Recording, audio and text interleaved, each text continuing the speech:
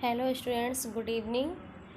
In last lecture we studied about that the acids, bases, that's acidic nature of acids and basic nature of bases and indicators के बारे में पढ़ा हमने.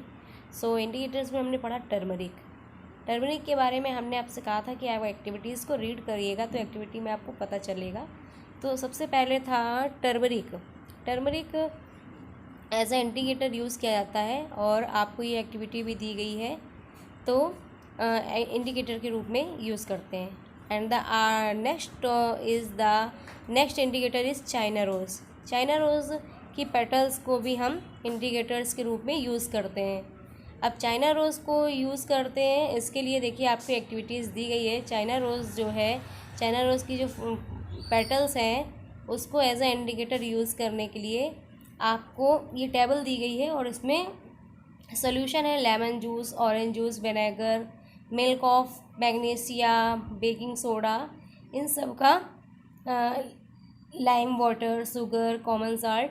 तो इन सब के साथ में इसे देखना है हमें कैसे क्या.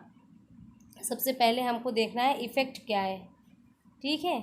उसके बाद में हमें इसका आगे का लिखना है क्या रिज़ल्ट आएगा, क्या रिमार्क्स आएगा इसका. फिर ये जो नेक्स्ट एक्टिविटी है एक्टिविटी 5.4, इसमें क्या है, सोल्यूशन आपको दिए गए हैं. शैम्पू का दिया हुआ है, वो diluted solution, lemon juice, soda water. अब इनका इनिशियल कलर क्या था और फाइनल कलर क्या था, इनको आपको एक्टिविटी करने के बाद में ये फाइंड आउट करना है. अच्छा, मोस्ट थिंग इज़ दैट सबसे पहले ये सारी चीज़ें करने के लिए आपको बहुत ही केयरफुल रहना है. केयरफुल रहने के लिए क्या है, अगर ये सारी एक्टिविटी आप कर रहे हो तो किसी अपने एल्डर के हेल्प से करिए ताकि आपको कोई हार्म ना पहुँचे. अच्छा, ये जो मिक्सचर है, ये जो पेटल्स हैं, इनके लिए क्या करना है, हमें वार्म वाटर लेना है और इस मिक्सचर में कुछ कलर्ड, मतलब जैसे इस मिक्सचर में पेटल जब तक रखना है जब तक ये कलर्ड नहीं हो जाता.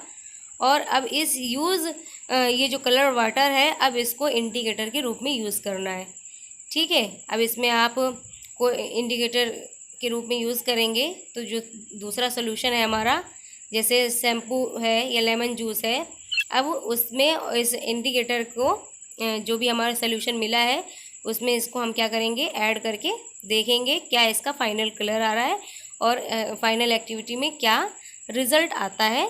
तो ये वी वॉच इट इन, हम इसमें देखेंगे. अच्छा, फिर क्या आता है, आप देखते होंगे कि ये कहीं ना कहीं ये जो चीज़ें हैं, ये इंडिकेटर्स हैं, इंडिकेटर चाइना रोज़, टर्मरिक, ये इंडिकेटर के रूप में यूज़ करते हैं ताकि ये जो भी थिंग है, जो भी सब्सटेंस है, उसका नेचर एसिड है या बेसिक है उसका पता कर सकते हैं, ठीक है. तो आप ये जो भी ऑब्जर्वेशन करोगे, ये जो टेबल दी गई है उसमें आपको लिखना है. फिर last topic is the neutralisation मतलब क्या होता है, निष्क्रिय करना यानी उदासीनीकरण. किसी भी चीज़ को उदासीन करना यानी उदासीनीकरण, इसको बोलते हैं neutralisation.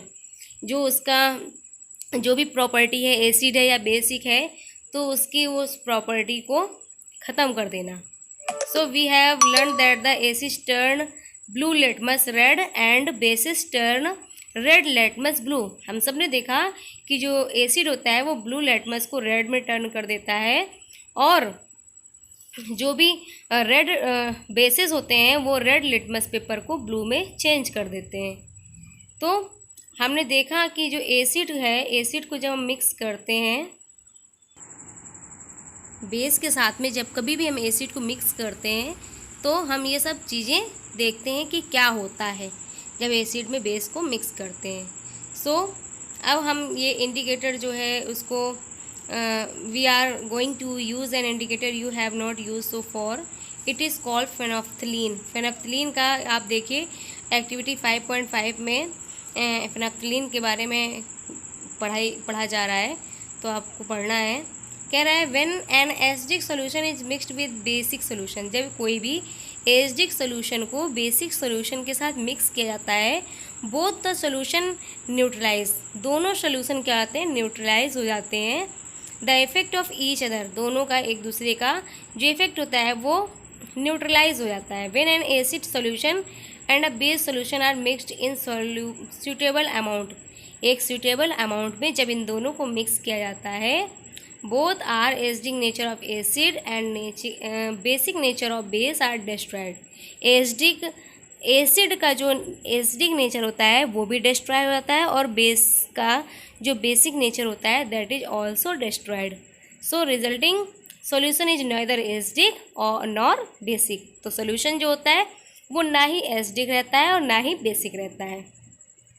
Touch the test tube immediately after neutralisation, और तुरंत न्यूट्रलाइजेशन के बाद में आप टेस्ट ट्यूब को देखो तो क्या पाते हो, जो न्यूट्रलाइजेशन रिएक्शन होती है, हीट इज़ ऑलवेज प्रोड्यूस और इवॉल्व, तो इसमें क्या होता है, हमेशा हीट प्रोड्यूस होती है।